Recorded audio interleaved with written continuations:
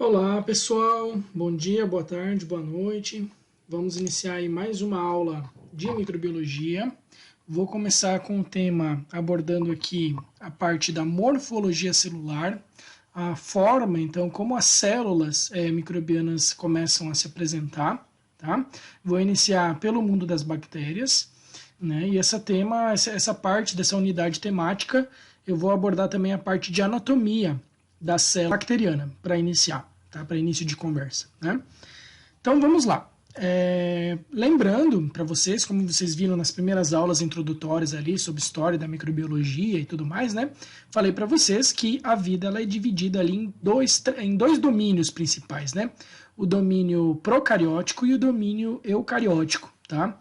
Dentro desse domínio procariótico, a gente tem duas subdivisões aqui, ó, que é o domínio das bactérias, bactéria, e o domínio o domínio da bactéria e o agrupamento das arquea, que são bactérias, aqui tipos de bactérias mais primitivas, digamos assim, tá?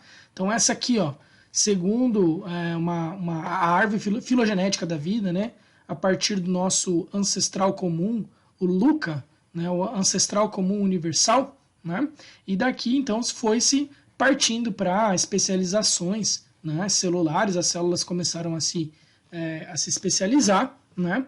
E aí surgiu os primeiros surgimentos aí de organização da vida a nível celular, então foi o nível procariótico, ou seja, a principal característica dos procarióticos é não ter um núcleo definido, né? E aí nós temos então os dois agrupamentos, o agrupamento das bactérias e o agrupamento das arqueas, tá?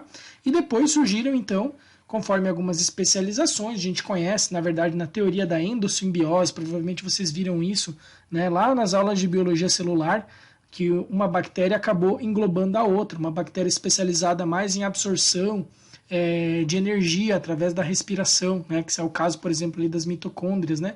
Então as mitocôndrias basicamente, elas eram bactérias que existiam de forma singular, né? E elas acabaram sendo englobadas por células maiores, outras bactérias, e aí você acabou fazendo o surgimento então de uma célula das primeiras células ali eucarióticas, né? E assim, por invaginações também a partir da membrana citoplasmática, você acabou tendo então o surgimento do núcleo celular dentro dessas células então eucarióticas, tá? Isso vocês abordam bastante lá. Quem estudou, quem fez a disciplina de biologia celular conhece bem essa história da endossimbiose, tá? Do surgimento, né, da célula eucariótica. E dentro, então, desse domínio de eucariótico, nós temos aí animais, fungos, plantas e etc. Né? Então, a gente vai começar abordando principalmente quem? As bactérias, tá? Então, lembrando aqui, ó, a classificação deles. Como que eles são classificados, os micro-organismos, basicamente? Né? Nos procarióticos, tá? Os procariotos, que nós temos aí as bactérias. Então, como eu falei para vocês, vejam aqui, ó, essa aqui ela está cortadinha aqui, essa célula bacteriana, uma célula bacteriana que apresenta cápsula, que apresenta fímbrias, tá? Que são esses pelinhos aqui ao redor, por fora da bactéria, apresenta flagelo, que é utilizado também para motilidade bacteriana, tá? E aqui você tem ali, ó, depois da cápsula tem a parede celular, a membrana citoplasmática, e veja aqui, ó, o cromossomo bacteriano, que ele está todo espalhado pela célula, não está centralizado e nós não temos nenhuma membrana específica que esteja aqui envolvendo esse núcleo, tá? Envolvendo esse cromossoma, perdão, tá? Então essa é a característica básica das bactérias. E nós temos as arqueabactérias, então. A estrutura é realmente bastante similar, só que a principal característica dela é que ela é anterior ainda, são bactérias ainda mais primitivas ainda do que a organização bacteriana clássica que nós podemos observar hoje, tá? E ainda estão presentes, obviamente, ainda estão presentes as arqueabactérias, geralmente em condições realmente bastante extremas de vida que a gente possa considerar para hospitar algum tipo de organismo vivo, né? E aí nós temos também, então, os eucariotos. Olha ali, os eucariotos aqui é um exemplo de uma célula vegetal, né? Então nós temos ali, aí a gente já encontra um núcleo propriamente definido, totalmente com uma membrana ali nuclear também, né? No citoplasma a gente encontra ali vacúolos, a gente encontra mitocôndrias, a gente encontra pode encontrar também cloroplasto, tá? Enfim, complexo de Golgi. Então tem um monte ali de organelas e de outras características que faz com que ela seja muito mais especializada, né? E consiga produzir muito mais outras coisas, fatores e biomoléculas e tudo mais para manutenção da vida, tá? Então nós temos como principais representantes aí dos eucariotos e que a gente vai estudar os fungos, né, principalmente. Protozoários, talvez eu dê uma pincelada quando eu falar alguma coisa sobre microbiologia do solo, porém é uma temática que eu abordo mais quando eu dou a disciplina de parasitologia, tá? Dentro da zootecnia, ele é abordado mais vastamente dentro ali dessa outra disciplina, tá? Algas microscópicas também, e aí é interessante também, principalmente o pessoal que trabalha com piscicultura e tudo mais, né? E nematóides também, mas lá na disciplina de parasitologia que também são trabalhados, né? Mas são considerados todos aqui, ó, fungos, protozoários, algas microscópicas e também alguns tipos de nematóides também são considerados micro-organismos, tá? O que eu vou focar com vocês na disciplina de biologia, de biologia molecular, tá? Ou de biologia molecular, na disciplina de microbiologia, vai ser as bactérias, em especial as bactérias, e os fungos que eu vou abordar mais com vocês, tá bom? Nessa disciplina aqui, tá? E isso nessa organização celular clássica. Nós temos ainda também a parte toda de virologia, mas como eu falei para vocês, a virologia ela não faz parte, né? A gente não é considerado um ser vivo, não tem uma estrutura assim que a gente consiga observar facilmente em microscópio óptico, né? Ela só é observada em microscopia eletrônica, então por isso a gente vai abordar de maneira totalmente separada, tá? O que a gente consegue observar e a carga horária é maior e de maior importância para a gente na zootecnia, acaba sendo bactérias e fungos, e os vírus a gente só detalha eles um pouquinho mais para o final da disciplina, focalizando principalmente nos organismos que causam doenças, tá? Enquanto que bactérias e fungos têm os representantes que causam patologias, mas tem também representantes, como eu falei para vocês ainda na primeira aula, né? Não fiquem com a ideia de que micro-organismo causa só doença, né? Na verdade, tem vários representantes aqui que são benéficos e a gente precisa mantê-los também na flora microbiana aí dos animais e do ser humano também para a manutenção da vida, tá bom? Bom, características celulares então dos procariotos que a gente encontra. A principal característica é a ausência de uma membrana nuclear, tá? É a principal característica. Essa membrana, então você vai ter o cromossomo, geralmente o cromossomo então das bactérias é um cromossomo simples, circular, né, como esse que está aí ao lado, que vocês possam ver, tá? Esse aí já é todo o mapa genético ali que a gente pode... Esse aqui é bastante utilizado para o pessoal que trabalha com clonagem gênica, com manipulação de cromossomos, né? Então eles utilizam esses tipos de mapas ali para saber onde que ele vai inserir um certo gene ou não e tudo mais, né? Mas vocês podem ver que é um cromossomo realmente muito simples, circular, e a principal característica dele, que do cromossomo dos eucariotos, é que ele não possui introns, tá? Lembrando lá também, lá da biologia celular, da biologia molecular, né? Que a principal característica dos seres eucarióticos é que o cromossomo, né? A principal característica do cromossomo dos organismos eucarióticos é que ele possui introns, que antigamente era chamado de DNA lixo, né? Hoje em dia a gente não chama mais assim, não fala mais DNA lixo, porque ele tem uma importância muito grande para a evolução, né? Para mutações, para fazer a diversidade genética que é interessante e é necessária, principalmente quando ocorre o processo de crossing over no momento de recombinação gênica, né, dos organismos eucarióticos, tá? Mas aqui nas bactérias é um genoma realmente bastante enxuto. Todos os genes que estão ali presentes, as trincas, né, os códons que estão ali presentes vão formar genes, e esses genes geralmente são funcionais, então não tem nada que é perdido, entre aspas, que é lixo dentro do cromossomo bacteriano, tá? E vai ser tudo aproveitado. E ele, obviamente, como eu falei anteriormente, que a principal característica aqui, ó, não há nenhuma membrana específica protegendo aquele cromossomo lá. Ele fica totalmente disperso ali no citoplasma. Por mais que, às vezes, né, em olhando de repente alguma foto de microscopia, alguma coisa assim, a gente consiga observar alguma certa centralidade no cromossomo, mas ele está disperso e nada está o protegendo, tá? A ausência também de histonas e proteínas que são associadas ao DNA, né, para fazer o enovelamento e tudo mais, são características, na verdade, de essas proteínas, geralmente, quando estão presentes nas histonas e outras proteínas, elas servem ali para enovelar muito o genoma do eucariótico, que geralmente é bastante vasto, bastante grande, tá? Enquanto que no máximo, no procariótico, a gente vai encontrar quem? Só enzimas que são tradicionais, necessárias para fazer a replicação, tá? A replicação do DNA, e do RNA, né, que está presente ali na célula bacteriana, tá bom? Sem organelas também. O que são organelas? Quais são as organelas que geralmente estão presentes nas células eucarióticas? Mitocôndria, complexo de Golgi, né? Lisossomos e tudo mais. Então, uma série de outras organelas a gente não encontra, a gente não vai ter presente ali no citoplasma bacteriano. O citoplasma bacteriano não vai ter nada disso. As enzimas vão estar ali totalmente dispersas, né? Os aminoácidos e tudo mais vão estar totalmente ali dispersos e tal para ser aproveitado pela célula bacteriana, tá? O principal constituinte bioquímico, que é o mais importante, tá? Que diferencia também, principalmente está extremamente presente nas bactérias, em especial nas bactérias classificadas como gram-positivas. Quando a gente estudar uma coloração, tá, específica, chamada coloração de Gram, a gente consegue separar as bactérias em dois grandes grupos. As bactérias gram-positivas e as bactérias gram-negativas. Tá? Essa é uma técnica de coloração, né, que consegue colorir então, o interior, né, da célula bacteriana e consegue dar. Quem for a gram-positiva vai ter uma coloração um pouco mais violeta, azul escura, enquanto que quem for gram-negativa vai ter uma coloração mais roseado. Tá? E o principal constituinte que faz com que a coloração violeta fique dentro da célula é o peptidoglicano. Tá? É um constituinte bioquímico formado de peptídeos e de açúcares, por isso que tem ali o glicano, né? O significado desse glicano são açúcares, glicídios, tá? E aí essa combinação faz uma parede realmente bastante grossa deste constituinte bioquímico na parede celular, e isso faz com que seja realmente totalmente diferente do constituinte bioquímico das paredes e membranas celulares que a gente encontra nos organismos eucarióticos, tá?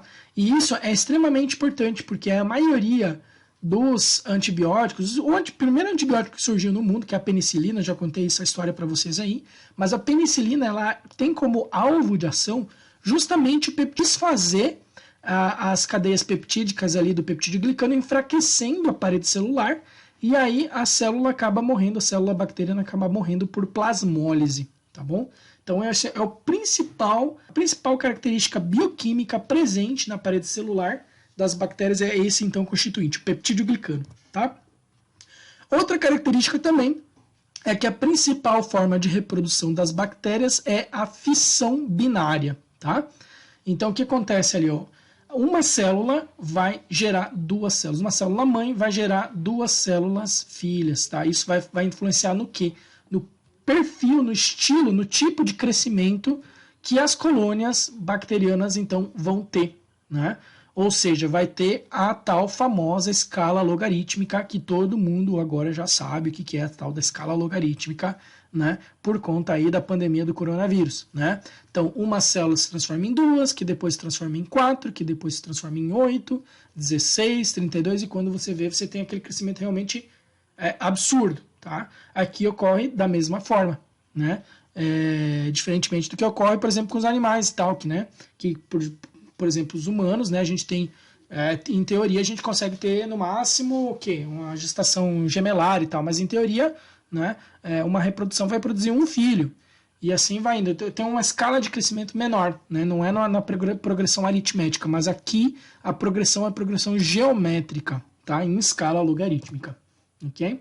Bom, as principais características, então, morfofuncionais que são observáveis. Observáveis aonde? Observáveis por microscópio óptico, né? Ó, aqui uns microscópios ópticos mais antigos, né, que já foram inventados lá na época, naquela idade de ouro da microbiologia que eu comentei com vocês, né, até de 1897 até 1914, mais ou menos, que foi essa idade de ouro aí da microbiologia, né? Então, os cientistas, como que faziam a classificação dos seres vivos naquela época, né?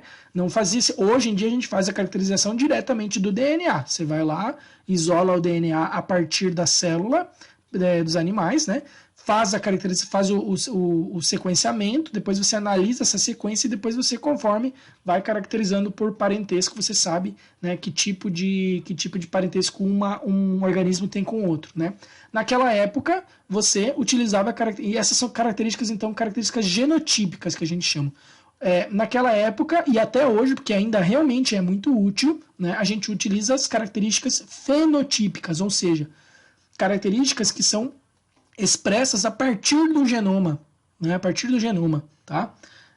Então, os seres aqui que a gente encontra, geralmente as bactérias, então, as bactérias são unicelulares como característica principal, tá? E elas vão apresentar formas e algumas vão apresentar agrupamentos, tá? Então, as formas clássicas que nós encontramos nas bactérias são os bacilos, tá? Em formato de bastão. Nós temos os cocos, que são em formato de esfera, são redondinhos como se fossem umas bolinhas.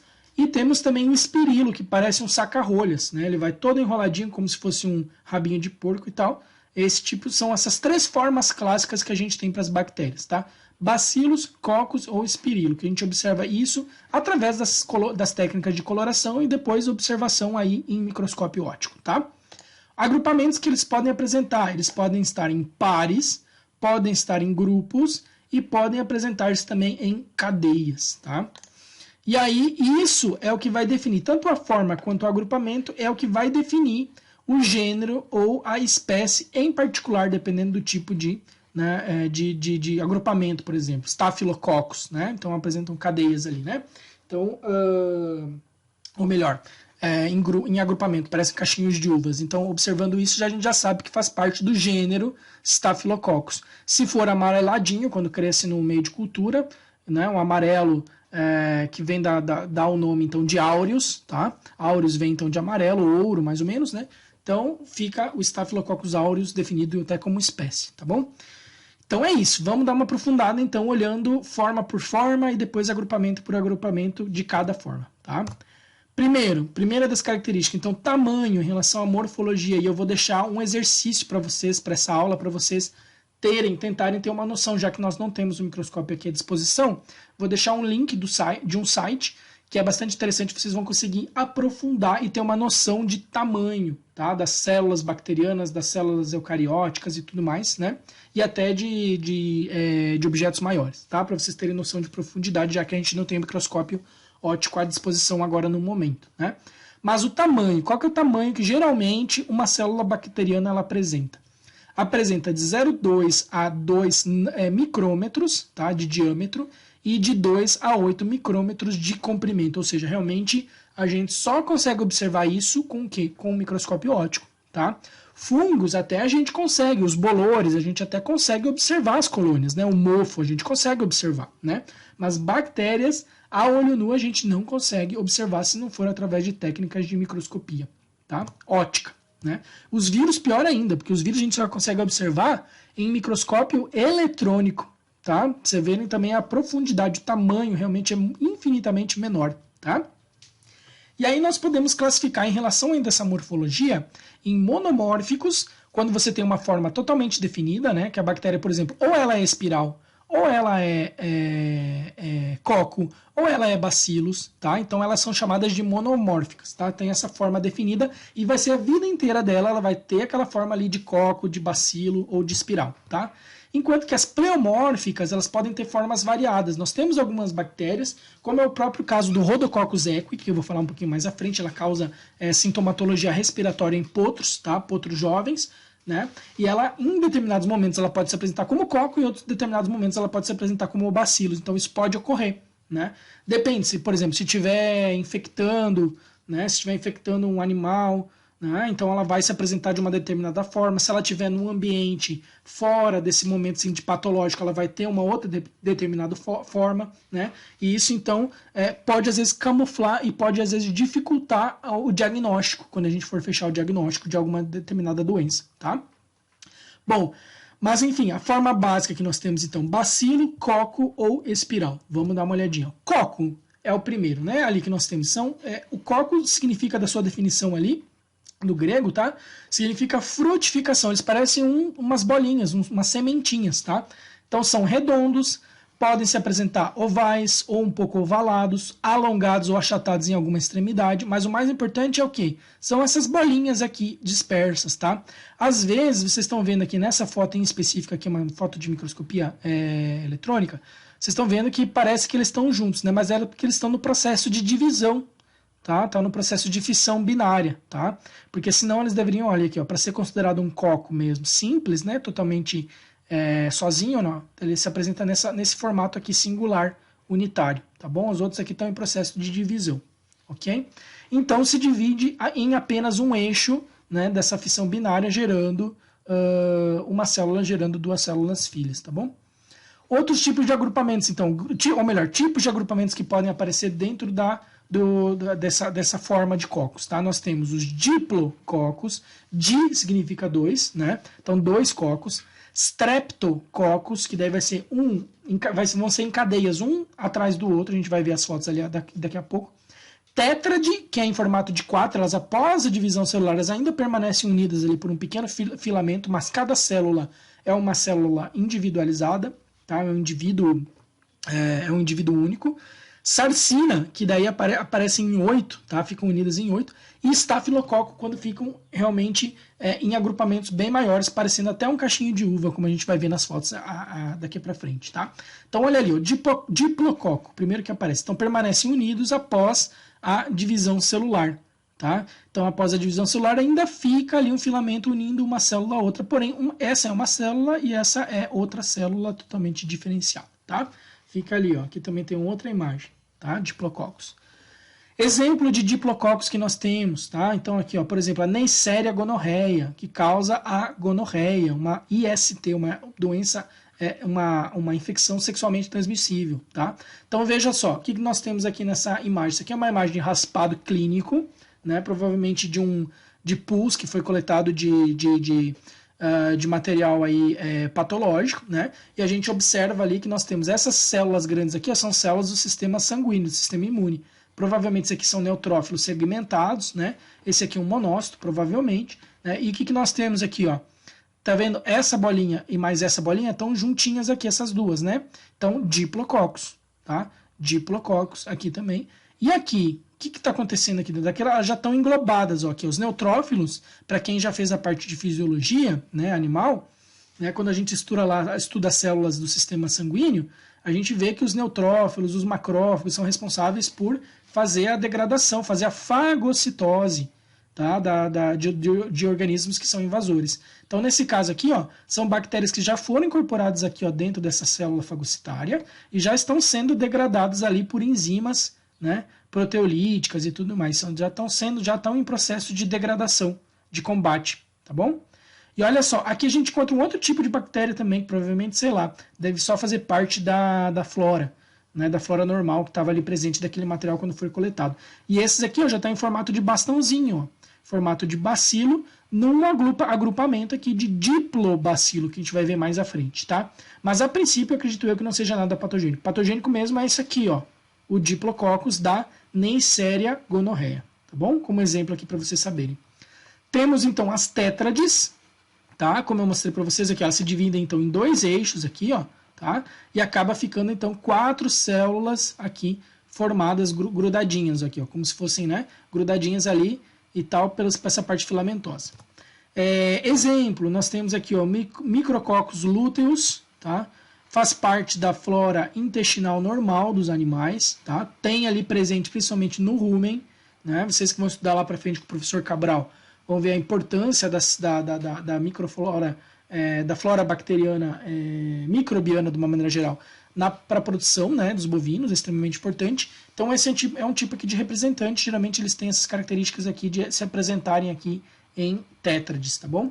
Assim como também as sarcinas, ó. As sarcinas, você, além de ter aquelas duas divisões em eixo, você tem mais um outro eixo ali horizontal que ela também acaba se dividindo, tá? Então uma célula vai gerar 8, né? 8 células aqui. 1, 2, 3, 4, 5, 6, 7, 8. Tá? Aqui em foto de microscopia eletrônica de varredura, né? Olha ali o tamanho mais ou menos 2 micrômetros, tá? E olha lá, quando a gente observa aqui a sarcina ventrícula, que também faz parte da flora normal, né, gastrointestinal também, que a gente pode encontrar tanto em humanos quanto em animais. Olha lá, ó. Nós temos aqui, como se fosse, sabe o quê? Como se fosse aqueles balãozinhos de festinha de criança, que a gente envolve um monte de balãozinho, né? Fica uns 4, 8 balãozinhos assim, ó. Então, geralmente tem esse tipo de formato aqui que a gente observa no microscópio óptico também, tá bom? Streptococcus, tá? Aqueles que formam, então, cadeias. Uma vai dividindo e vai ficando ali, vai ficando grudadinho, assim, como se fosse um atrás do outro aqui, uma cadeia, tá bom? Ligados, então, por esses filamentos. São chamados streptococcus, tá? Exemplos que nós temos, ó, Streptococcus pyogenes, causando faringites, laringites, uma doença também chamada de escarlatina que a gente tem, tá? Tanto em humanos quanto em animais, está bastante presente, né? Olha lá, quem já teve dor de garganta, já viu as amígdalas inflamadas e tudo mais, então olha aqui, ó, tá? Sinalzinho da infecção por Streptococcus pyogenes, por exemplo, tá? Teria que coletar lá o suave, levar para o laboratório, fazer o isolamento, né? E depois fazer realmente a identificação se é mesmo ou se não é, para saber depois fazer um teste depois de resistência de antibiótico para saber qual que é o melhor antibiótico para ser utilizado. E isso se faz muito mais frequentemente dentro da veterinária e da zootecnia do que na saúde animal, né? Do que na saúde humana, tá? Quantos de vocês já foram no médico por conta de dor de garganta? E quando foram no médico, quantos de vocês o médico pediu para coletar com um suave para ver que bactéria que era e pedir um exame de suscetibilidade a antimicrobianos? Já pararam para pensar nisso? Já aconteceu isso alguma vez com vocês? Eu nunca aconteceu. Tá? Com meu filho uma vez aconteceu, porque ele estava utilizando lá um antibiótico, não estava funcionando, e ele já vinha com um quadro assim de usar antibiótico frequentemente, então provavelmente a bactéria que estava ali presente nele, que era um Streptococcus também, provavelmente ele estava já resistente ao antibiótico que ele estava usando. Tá? Então teve que fazer o isolamento em laboratório, cultivo em laboratório dessa bactéria, e depois passou-se por um teste de suscetibilidade a antimicrobianos. Tá? Mas isso é muito raro, gente, é muito raro fazer na medicina humana.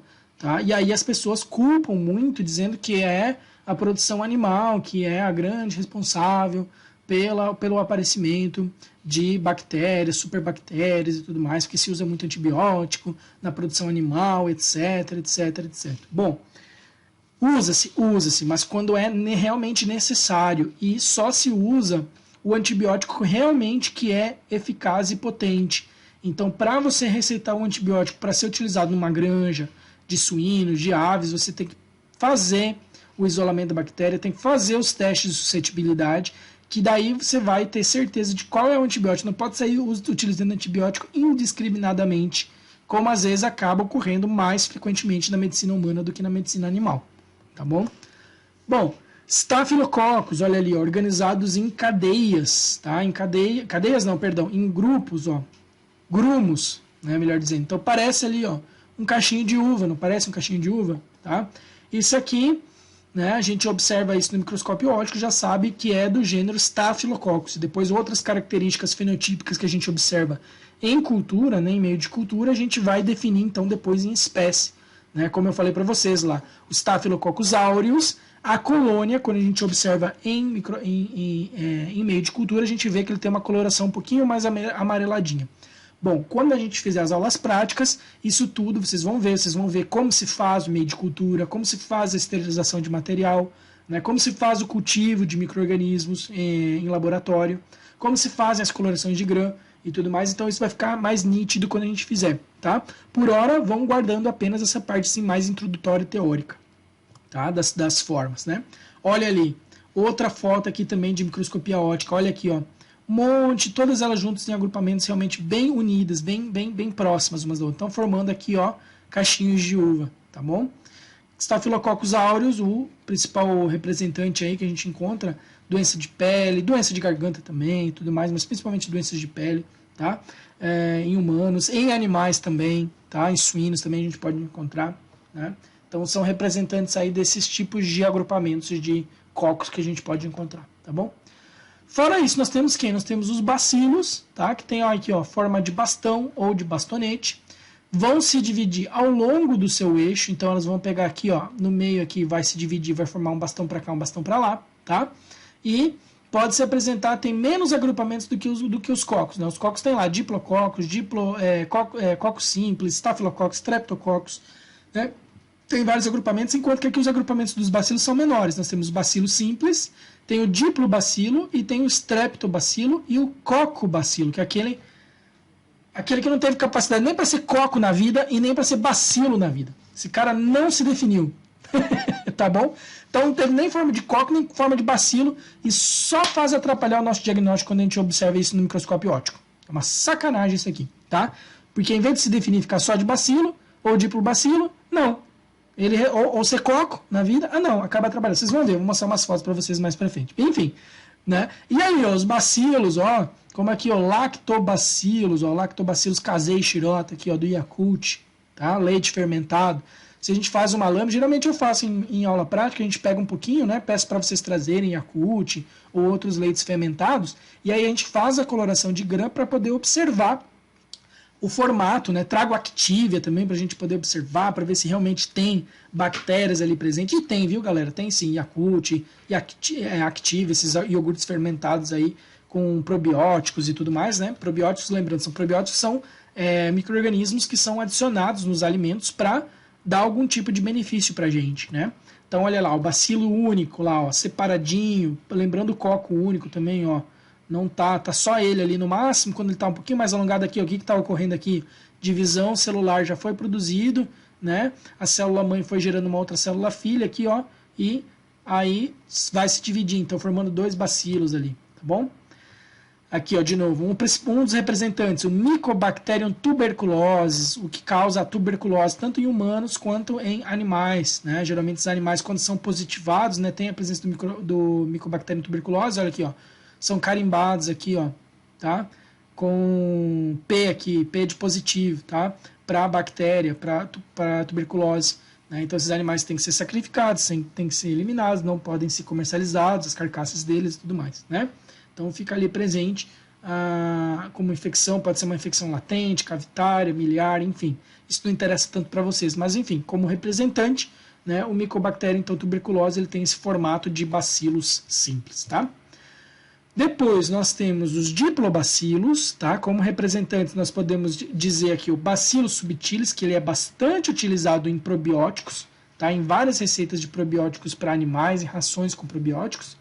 Bifidobacterium animalis, tá? Que faz parte aqui, ó, do Activia, Bifidus essensis, tá? Mas enfim, é o Bifidobacterium animalis que está presente aqui no Activia, tá?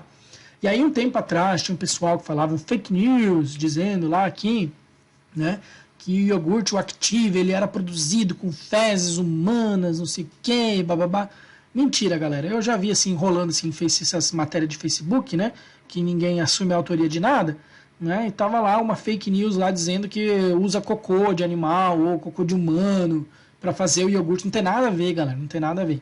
Claro que essas bactérias, elas sim foram isoladas a partir de material fecal, sim, né, mas foram isoladas de material fecal de pessoas saudáveis, de gente saudável, e foi cultivado em laboratório, foi isolado e foi cultivado em laboratório, a bactéria pura, não tem nada mais de cocô, não tem nada, foi, né, totalmente criado em condições específicas para o cultivo de bactéria, e depois essas bactérias depois sim foram adicionadas tal, ao alimento para fazer a fermentação.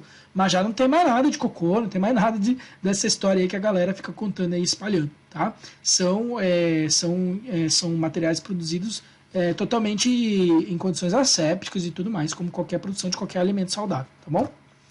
Bom, streptobacillus aqui, ó, parecem canudinhos ou charutinhos um pouquinho maiores, né? Parece um canudinho, vamos dizer assim, né? Ó, em 3, 4, né? Fica um atrás do outro aqui desses bacilos também, tá? Em cadeia, tá? Streptobacillus. Representantes interessantes aqui, nós temos os bacillus anthracis, tá? Anthracis. Olha aqui, ó, em cadeia. Vocês estão vendo que tem um negocinho aqui no meio? Esse negocinho aqui no meio é uma estrutura de proteção da bactéria chamada endósporo. Tá? A gente vai estudar. Quando a gente falar da parte de anatomia, eu vou explicar para vocês. Mas é uma estrutura dela de produção, de proteção, perdão. Ela produz isso aqui, né? Se caso as condições ambientais ficarem adversas demais, né? Então ela consegue digamos assim, entrar num estado de hibernação e acordar depois, ó, esses aqui já são os endósporos aqui, ó, já separados aqui sem a célula, né? Então ela aqui, nesse processo aqui que a gente está vendo, que foi feita essa coloração, a bactéria já estava se sentindo ameaçada e começou a produzir o tal dos endósporos, tá? E aí, quando as condições, as adversidades ambientais, por que é a diversidade ambiental? Falta de comida, falta de água, né, adequada e tudo mais, né? Falta de oxigenação, sei lá, enfim. Aí ela vai e faz essa estrutura, e quando você tem uma quantidade de comida maior, uma quantidade de umidade adequada para a célula bacteriana voltar ao estado vegetativo, esse endósporo ele acaba terminando a sua dormência e volta a se formar uma célula vegetativa, tá bom? E assim, ele produz esses endóspores com muita facilidade também, esse Bacillus anthracis, tá? Então, o Bacillus anthracis é aquele que o Robert Koch, ele utilizou para fazer, né, os postulados de Koch, tá? Que fazia aquelas lesões grandonas, aquela imagem lá que eu tinha colocado na aula passada, daquelas vacas ali com o rumen todo estufado, né, com a barrigona toda estufada ali e tal, que eu falava para vocês, não vão lá meter a faca e tal, porque se abrir e meter a faca, sai todo o gás que está ali dentro e junto com quem? Com os endósporos bacterianos do Bacillus anthracis, e você pode inalar aquilo e depois você vai pegar, tá, essa doença, né? E isso foi bastante utilizado, né? E às vezes pode até ser utilizado ainda, sei lá se pode voltar essa loucura ou não, mas como ali, ó, na parte do bioterrorismo, tá? Bioterrorismo, lá para os Estados Unidos, os americanos tinham pavor disso aqui, ó, do pessoal, ó, que enviavam cartas aqui, ó. E o que é esse branquinho aqui? É um pozinho contendo os esporos aqui, contendo os endósporos do Bacillus anthracis. A pessoa abria a carta, inalava, pronto, ferrou. Vai desenvolver ali o carbúnculo, tá? E era bastante utilizado para bioterrorismo. Bom, enfim, contei toda essa história, mas só para lembrar então que o Bacillus anthracis ele é um representante aqui desse tipo de morfologia aqui, ó, tá? Do Streptobacilo, tá bom? O Coccobacilo, olha lá o Coccobacilo que eu falei para vocês, ó, que ele é tão pequenininho, ele não tem capacidade nem para ser um coco e nem para ser um bacilo, então deram o nome ali para ele de Coccobacilo, tá bom? Ele é bem pequenininho mesmo, tá? Não chega a ter uma estrutura mesmo de bacilo clássica, né? E um dos representantes que nós temos aqui, ó, a Listeria monocytogenes, bastante presente em silagem mal conservada, tá? Silagem mal fermentada, silagem mal preparada, tá? Isso pode estar aqui contaminando e depois vai contaminar ali, causando problema, causando doença para as vacas, tá? Para os animais que tiverem acesso a essa silagem. Então, bastante cuidado no processo de fermentação, no processo de produção de silagem. Vou dar uma pincelada aqui mais para o final do curso, vou dar uma pincelada sobre técnicas de ensilagem e tal, mas vocês têm uma disciplina, o pessoal da zootecnia tem uma disciplina específica só para falar sobre métodos de conservação de alimentos e tudo mais, de armazenagem. Lá vocês vão aprender então um pouco sobre a confecção de silagens, tá bom? E feno, né? Enfim, outros formatos espiralados que nós temos. Então, nós temos o que parece uma saca-rolha ali, nós temos formatos de vibriões, espirilos e espiroquetas, que são tipo essa aqui, como está aparecendo aqui em cima, que provavelmente é do Treponema pálido. As espiroquetas são um pouquinho maiores do que os espirilos, um saca-rolha um pouquinho maior. Bom, os vibriões, então, primeiro formato, olha ali, ó. Parece uma vírgula, tá?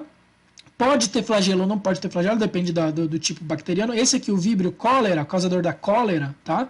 Ele tem flagelo. Mas veja que a estrutura celular aqui, ó, tá? É meio assim, ó. Parece uma vírgulazinha mesmo, tá? Parece uma vírgula, né? E em laboratório, olha como é que ela cresce aqui, formando essas colônias aqui, tá? Esse aqui é o meio de cultura, esse aqui é uma placa de Petri, de vidro, tá? Esse aqui é o meio de cultura, tá? E aqui são as colônias, essas gotinhas aqui, ó, são as colônias bacterianas, tá? E se a gente observa, então, faz um raspado aqui, faz uma coloração, a gente vai ter esse tipo de formato que a gente vai observar em microscópio óptico, tá bom? O espirilo, tá? Parece uma vírgula mais uma outra vírgula, duas vírgulas aqui, ó, tá? Uma, duas, três quase, né? Se for lá, três curvaturas que a gente consegue observar, tá? Em formato, então, helicoidal, tá? Parece uma hélice, tá? Representante, nós temos o Helicobacter pylori, tá? Causador aqui, ó, das gastrites, né? Tem uma das causas de gastrite, pode ser essa bactéria aqui, a Helicobacter pylori, né? Então ela pode estar presente aqui. Olha o quanto de flagelo aqui, uma estrutura que a gente vai estudar na próxima aula, estrutura anatômica, para auxiliar no quê? Na movimentação, tá? Da bactéria. O que mais que nós temos, então? As espiroquetas, certo? Então, como exemplo aqui nós temos o Treponema pallidum, tá? A bactéria que é causadora da sífilis, esse aqui, tá? Treponema pallidum. Veja que ele é muito maior, um saca-rolha muito maior. Isso faz com que o quê? Ele facilite a penetração e a movimentação dos líquidos, né? Como é o caso ali que ela acaba infectando aquele tipo de estrutura, né? Estrutura reprodutiva das pessoas, né? E que mais? Bom, essa aqui então chamada então de espiroqueta. Então, uma série aqui de curvaturas, tá? Formando então uma hélice mesmo, e ela é bastante flexível para fazer então essa penetração, tá? Essa movimentação nos fluidos. Fora isso, tem outros tipos de morfologia, mas que não interessa tanto a gente, interessa mais ao povo da biologia, ao povo da oceanografia, pessoal que estuda, sei lá, os micro-organismos presentes ali para o povo da piscicultura, né? Então, olha aqui, um formato aqui, o formato de estrela, né? Do próprio nome aqui desse micro-organismo chamado stella, que significa estrela em latim e no italiano também, stella, tá bom? Formatos retangulares, parece aqui, ó, parece aquele chocolatinho, né, da Nestlé e tal, né, bactérias retangulares, como Aloárcula. Essa aqui é bastante interessante, principalmente encontrada em ambiente marinho e tal, por ser resistente às altas concentrações de sal, tá? Mas são formas diversas aí e não tem tanto interesse pra gente aqui na zootecnia a princípio, tá bom? E os pleomórficos, como eu falei para vocês, esses todos os outros para trás que eu falei são todos monomórficos, tá? Eles continuam assim a vida inteira, sempre nesse estilo aqui de morfologia. Enquanto que os pleomórficos, olha aqui, os pleomórficos então como principal característica aqui, ó, sem forma definida, tem esteroides aqui na membrana, presente na membrana celular, então ele não tem uma rigidez na sua membrana e também não apresenta parede celular, então ele pode de fato uma hora estar como coco, uma hora vai estar meio como bacilo, outra hora vai estar com olha esse aqui, ó, que formato que é esse aqui? É um formato, sei lá que formato que é esse troço aqui que ele está apresentando. Esse troço outro aqui também, tá? Então, ele acaba mudando muito a sua morfologia, tá? Um dos exemplos que nós temos aqui é o fitoplasma. Fitoplasma, que ele causa aí, ó, clorose foliar, nanismo de plantas, enfesamento, tá? Enfesamento das plantas, superbrotamento, tá? Ele acaba sendo um habitante aqui dos floemas e acaba causando todas essas patologias, principalmente nas plantas, tá? O fitoplasma, né? O fitoplasma é um patógeno de plantas, é um fitopatógeno. Olha lá, ó, causando aqui um pouco de nanismo, ó, essa planta aqui como ela não se desenvolveu tão bem comparada com as outras, tá? Clorose, né? Claro que essa clorose pode ter diversas outras origens, né? E tal, mas essa aqui em específico, tá? Tinha origem então no fitoplasma que atacou essas plantas aqui e tal e acabou causando esse tipo de problema, tá bom? Outro que daí não é fitopatógeno, mas é o Rhodococcus equi, tá?